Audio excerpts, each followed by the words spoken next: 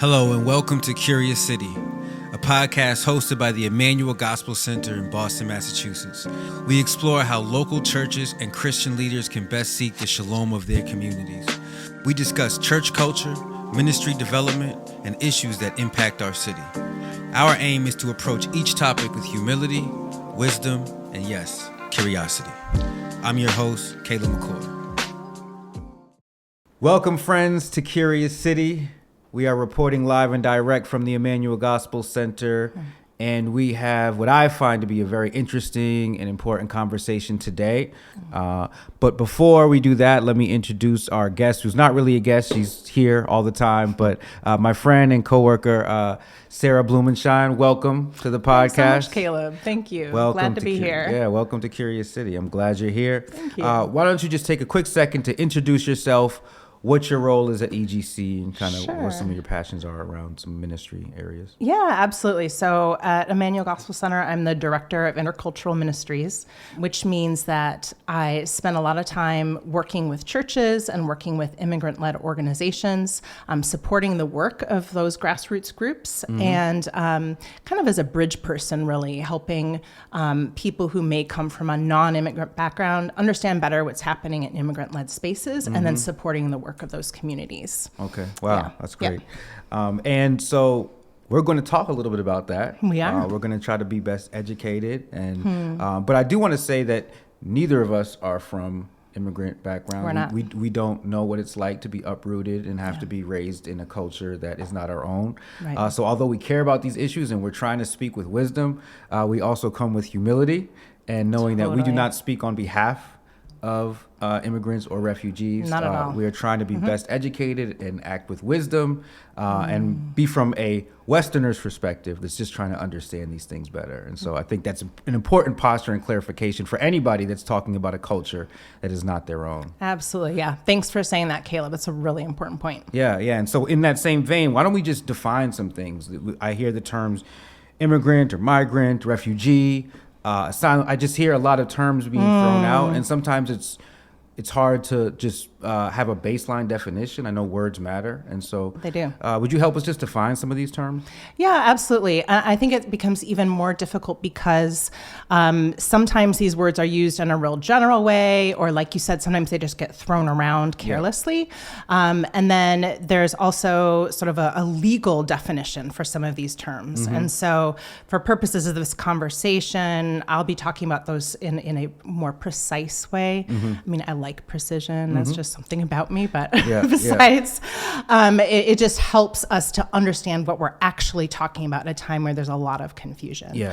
So the term immigrant really means someone who is coming to another country for the purpose of staying there permanently. And it could be for any kind of reason, right? It could be for work, or it could be because they are fleeing some kind of persecution. It's really an umbrella term. Yes. And then when we break that down, there are many statuses in the U.S. that we don't even have time to go through them all, but I'll just maybe hit on a few that probably people have heard about a fair amount in the news or whatever. So refugee is one that we hear about a lot. It's also one of those terms that gets used casually and specifically, but specifically, according to the UN High Commission for Refugees, a refugee is someone who is forced to leave their homeland because of persecution or war or violence. And so it's really a tight definition. And as far as the United States is concerned, people who are resettled refugees they've been vetted overseas through the UN's process and then through our own State Department process. So all of the background checks and biometric scans and health exams, I mean, it's a years-long process. And of the people who apply for refugee resettlement, less than 1% are even ever sort of accepted to come to the U.S. Or actually to be resettled anywhere. And then there's even a smaller percentage of that comes to the U.S. So it's a really small number of people, that very thoroughly vetted, and those folks are invited to come by the U.S. government. They are allocated for a period of months some resettlement benefits and case management. The idea being that then they are able to manage on their own here. Gotcha. So that's like a refugee. Asylum seeker is oftentimes the same causes that drive people who are seeking asylum to the U.S. or somewhere else. But the difference is how they get here, right? So refugees, they have their whole process overseas. Asylum seekers maybe come to the border and say, I would like to claim asylum. I'm fleeing war and or persecution. And then they go through a process here, the same kind of vetting, but it happens after they arrive, and they have court hearings periodically and so forth. Okay. Another group we've been hearing about a lot in the news lately has been migrants. And migrant is just really someone who is maybe not necessarily staying somewhere permanently, but they are in motion across, it could be internally migrating, or they could be internationally migrating, as is the case of some of the people that are here right now. There is a program that was started under the Biden administration to assist people from Haiti, from Cuba, from Venezuela, and Nicaragua, 4 areas that are experiencing a lot of upheaval. And so those people who are coming to the U.S. were actually invited to come. I mean, they had sort of an open application that they could apply to come. And then once they were granted admission, they came. They received temporary visas, not permanent, just temporary visas, and work permits. And so they're in a process. They are here legally. However, they are not going to be permanent residents per se.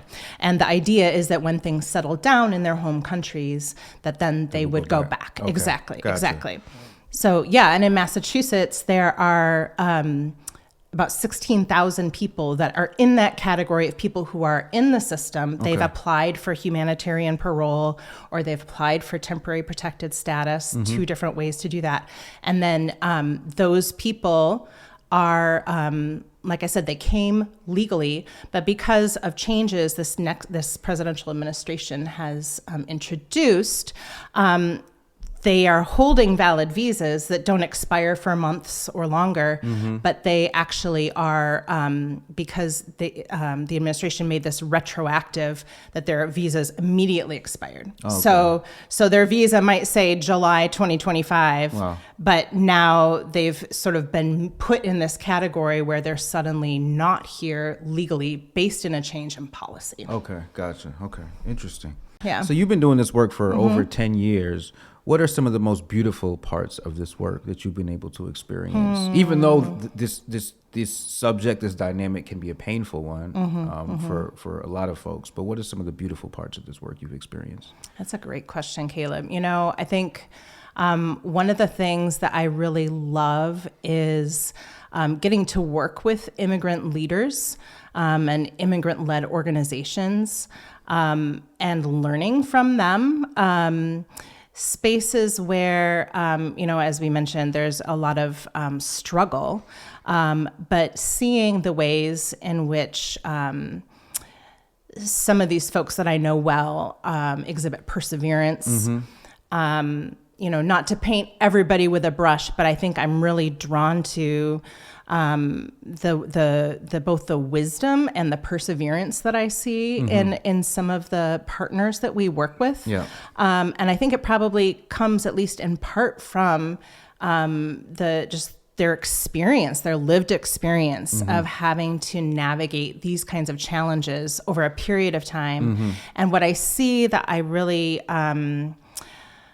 it's almost like this combination of tenacity and also tenderness, like the ability to still be human and still be pained and still be joyful, but not being ruled by those things. Yeah. But, kind of this resolve that is, I'm really drawn to that in some of the partners that we work with. Wow. Yeah, it's beautiful to see. Inspires me. It's something that I aspire to. So what are some of the challenges, both in working with immigrant families, but also working with Western churches that want to support?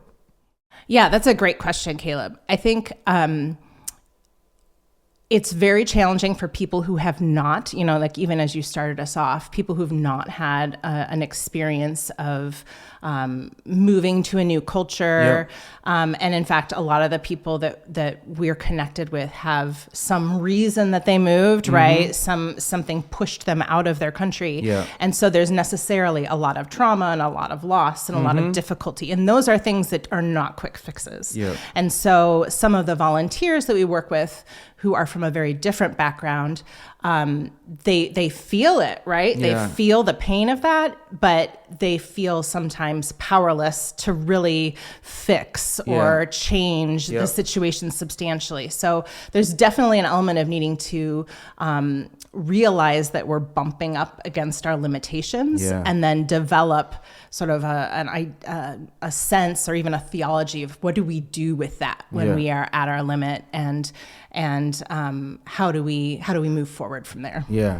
That's I think that is challenging, and watching others that you care about in pain, for sure, and not being able to immediately fix. I know that several different time frames in when the crisis was at the forefront of the news, we would get inundated with requests to help, and it was almost chaotic and manic. And also I think we all sometimes take for granted of how comfortable majority culture can be.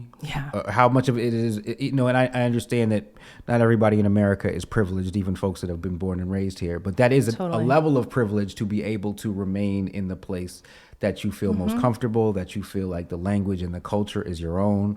And I feel like we forget that, Yeah, I mean, we're pretty isolated here, culturally speaking. And so you're totally right, Caleb.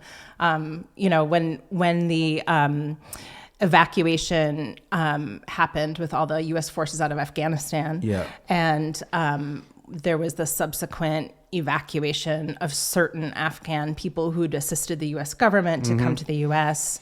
And it was such a shock to them coming here. And a lot of folks didn't speak English. A lot of folks needed longer term, volunteer support at a minimum.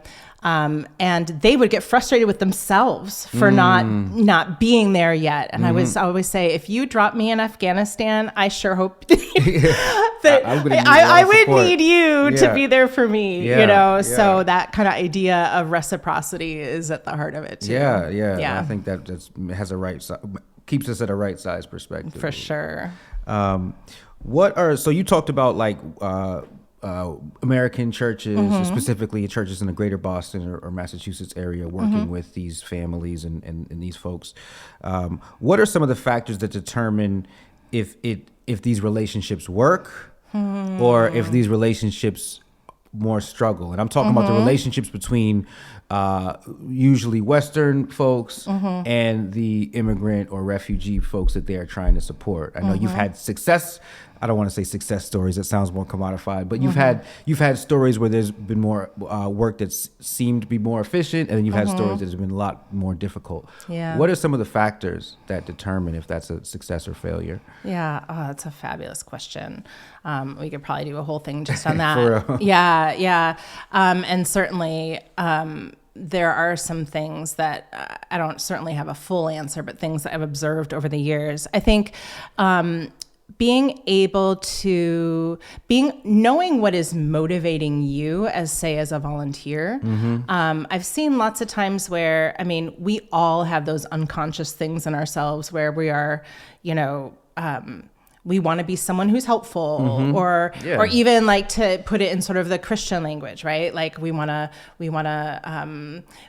be the hands and feet of Jesus, or there are things like that we say that are really part of our identity. And so if we are aware of those things and we go into a volunteer engagement, it is actually a lot easier, right? Because sometimes, we're all human. Sometimes, say a refugee family that you might be supporting, they don't respond the way you think they will. I've had that happen myself. Can I tell a quick story? Yeah, go ahead. Yes. Let's hear it. Yeah. So years ago, I remember there was a family from Iraq who had come to the U.S. They had a baby and they had no stroller.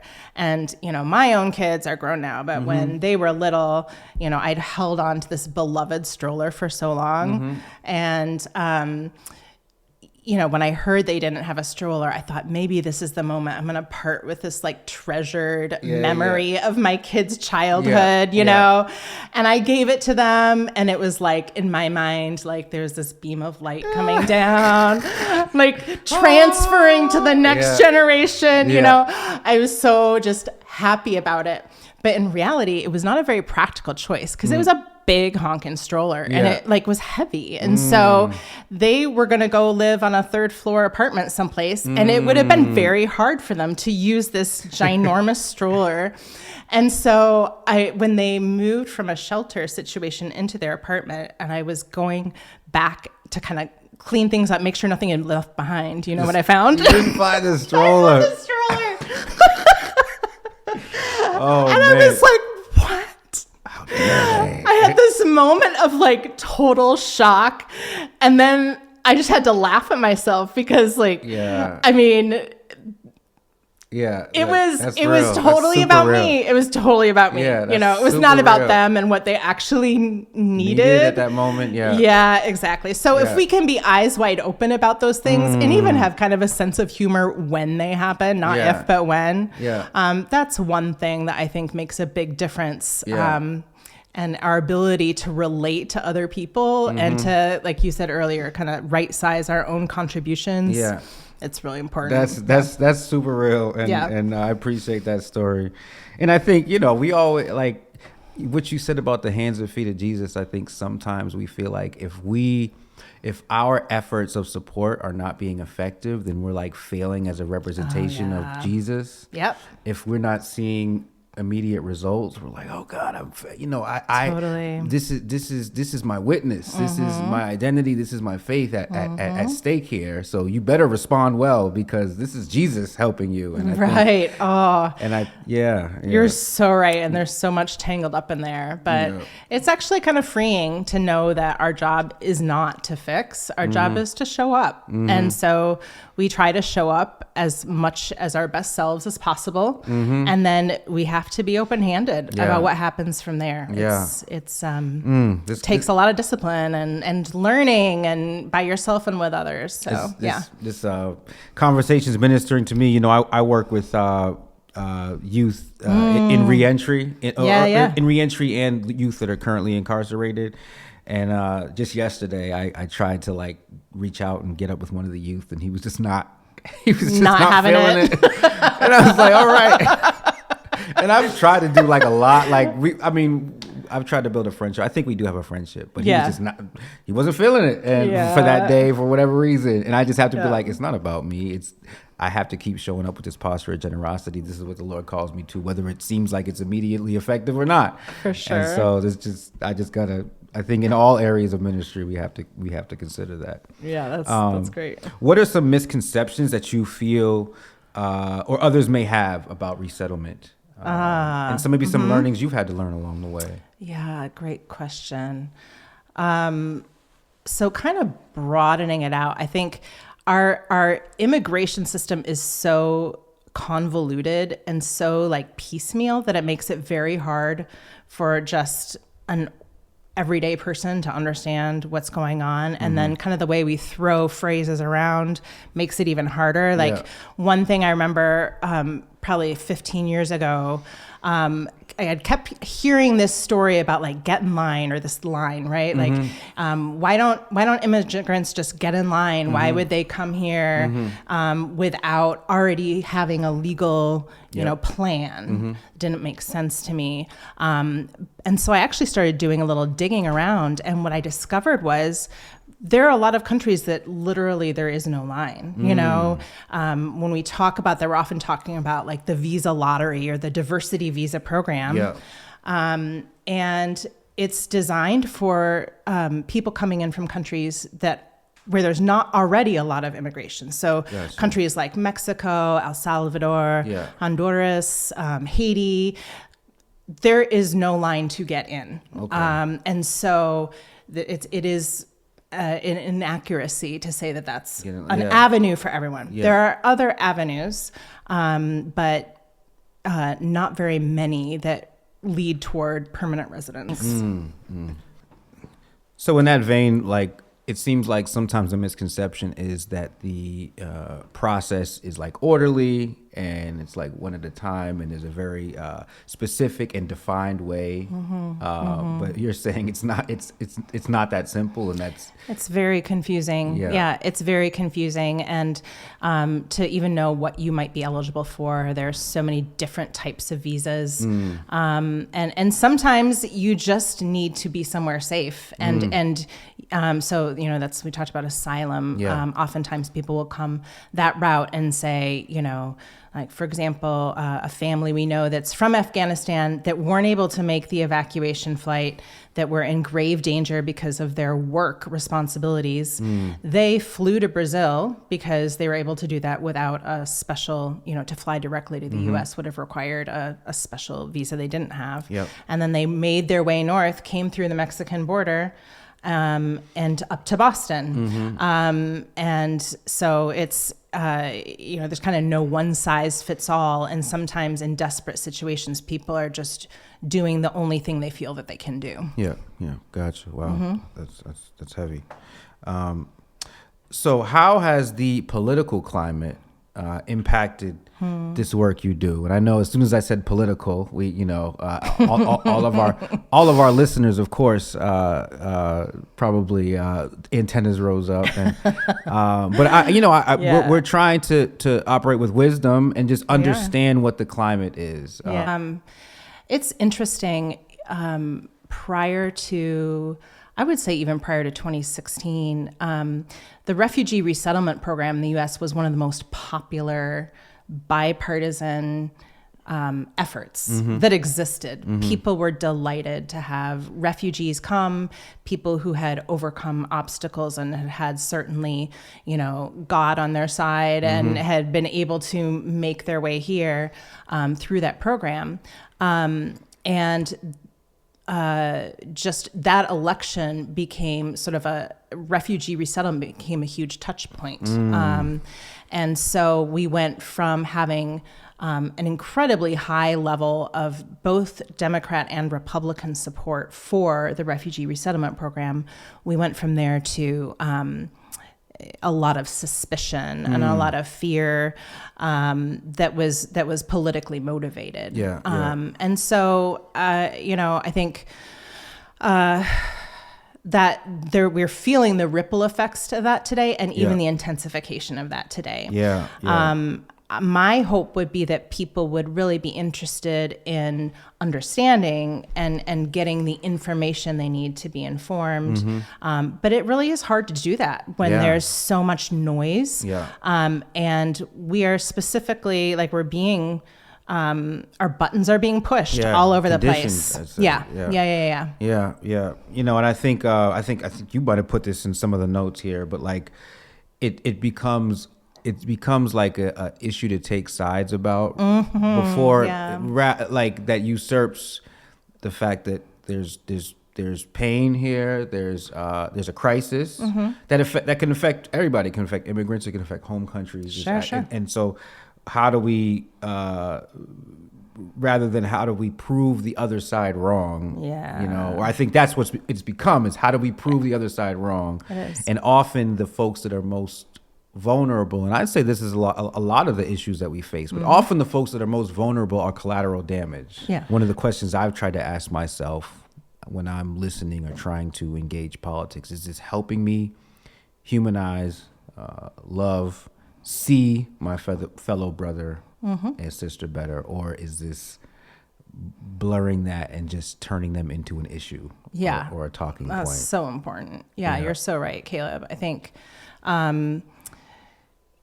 there's no, especially, I mean, everybody, this is true, but especially if we call ourselves followers of Jesus, we're supposedly trying to see people the way that Jesus sees them, right? And it doesn't mean putting everybody in a box of good or bad or right or wrong. Or being naive or anything, right? It's just there's no downside to trying to see the humanity of another person. Yeah, for sure. And so, we can separate policy decisions. Like that's above my pay grade. Yeah. I'm not here I have opinions, but I'm not here to talk about immigration policy. I'm talking about the reality that there are people here, and we can either objectify them and weaponize them to achieve a political statement of one kind or another, right? Yeah, it happens. Or we can see them as who they are, as humans, as loved by God, right? And we can treat them accordingly, and as lovingly and fairly as we know how. Yeah, I think that's good. What would you say to maybe somebody that's politically conservative, but loves Jesus and is not a hateful person, but is fearful, is skeptical, and is against maybe the welcoming of immigrants for the sake of being fearful and for the sake of trying to protect their country or their family? What would you say to somebody like that? Yeah. Thanks, Caleb. I think that's a really common posture, actually. And I think that being well-meaning, I mean, in my mind, when you say that, I'm thinking somebody who wants the best for everybody, right? But because they feel some kind of personal threat, because they feel like they should prioritize their family first, perhaps. I mean, there are different things, right, that we could pull out of there. Yeah. And so I think for folks like that, I would encourage you to maybe just slow down and kind of take a step back. Yeah. And look at what those things are, right? Kind of like what we even were talking about at the beginning with needing to think about what your motivations are, right? We all need to do this. And for folks to be able to say, okay, yes, these are the things specifically that I'm afraid of. And then being able to interrogate those things. And like, for example, the story I shared about myself and wanting to know why weren't people just getting in line to get their visa to come here, right? There are things that we hear that we don't have all the information. And so being able to interrogate that, both for your own heart and for what is actually the truth of what's happening and what are the things I'm hearing is just someone trying to push my buttons for their own agenda, right? And you can come down however you want on policy, but I'm of the persuasion that as followers of Jesus, we do have a biblical mandate. We have a responsibility to love our neighbors. I mean, and these are literally our neighbors. There are people in our cities, in our communities, in our state, in our country, and it's not optional for us. No, I think that's really good, and I think it's critical discernment to be able to try to determine, even if I agree with somebody, are they trying to manipulate my fears, my paranoia, and I'm talking about any location of the political spectrum. Absolutely. And I think it's that discernment of, even if I'm agreeing with somebody, sometimes, and I've tried to actually do this, if I'm like agreeing too much and I'm getting riled up, I'm like, you know what?